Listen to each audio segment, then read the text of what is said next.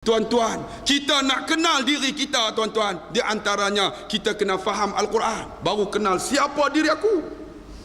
Ni kita, tuan-tuan, Quran pun tak faham. Kan? Bila Quran tak faham, tuan-tuan tengok dalam Quran Allah sebut, walau tara izil mujrimun nanakisu ru'usihim inda rabbihim. Kamu akan tengok, dia kata, orang yang berdosa, mereka akan berdiri di hadapan Allah, nanakisu, dalam keadaan menundukkan kepala, nanakisu ru'usihim inda rabbihim, di hadapan kepala Allah, tunduk kepala ni. Lalu dia kata apa? Rabbana absarna, ya Allah, hari ni kami tengok, ya Allah. Tengok apa, tuan-tuan? Tengok yang disebut dalam surah Amma Yatasa'alun, yauma yanzurul mar'u ma qaddamat yada. Pada hari itu mereka akan tengok apa tangan-tangan mereka telah buat.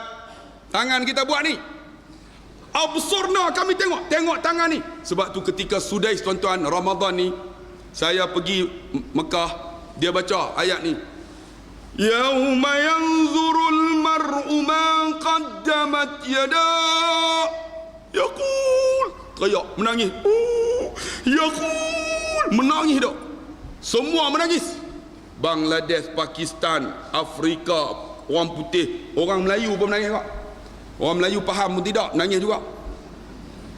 Yaqul kafiru ya laitani kuntu turaba. Maka berkatalah orang kafir, kenapa kami tak jadi tanah. Esok, tuan-tuan, absurna, kita akan tengok apa tangan kita buat. Ni tangan ni, tangan kita sokong siapa?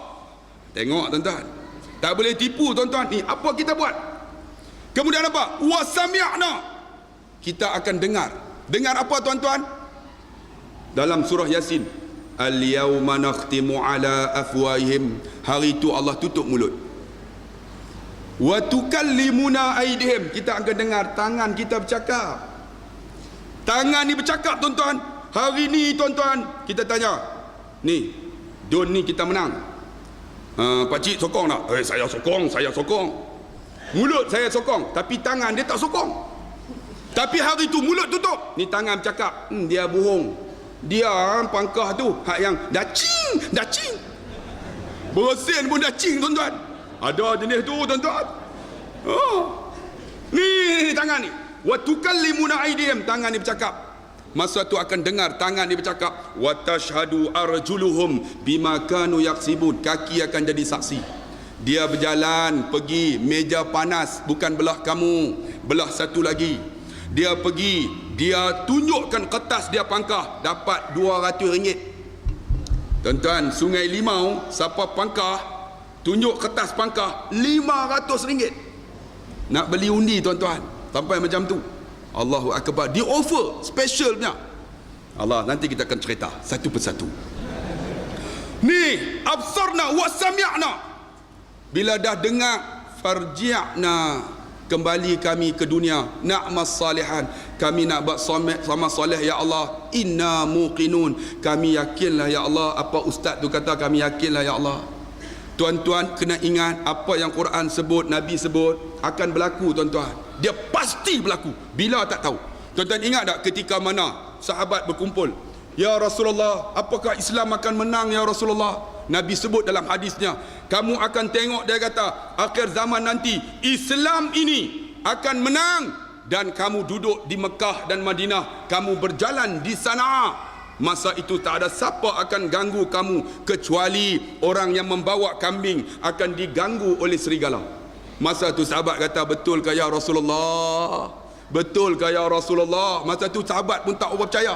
Tuan-tuan tengok sekarang, daripada Mekah ke Sana'a, siapa ganggu? Semuanya Islam. Dan Nabi kata akan kembali, tuan-tuan, di akhir zaman nanti, naik khilafah Islamiah, akan memerintah dunia. Tuan-tuan yakin tak yakin? Tuan-tuan, khalifah Islamiah akan memerintah dunia ini.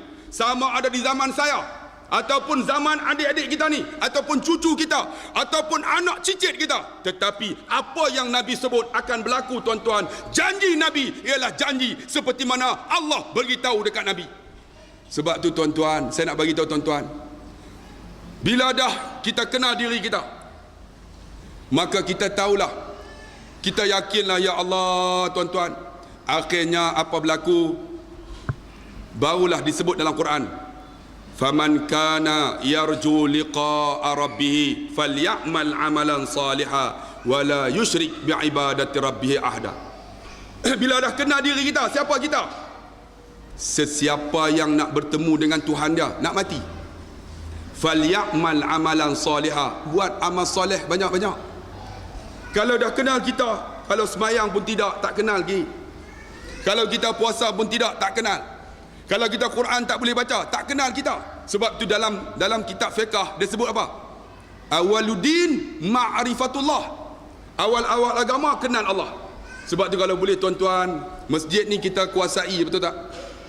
Buat program ayah ngah, jangan kira apa orang kata. Kira apa Allah kata.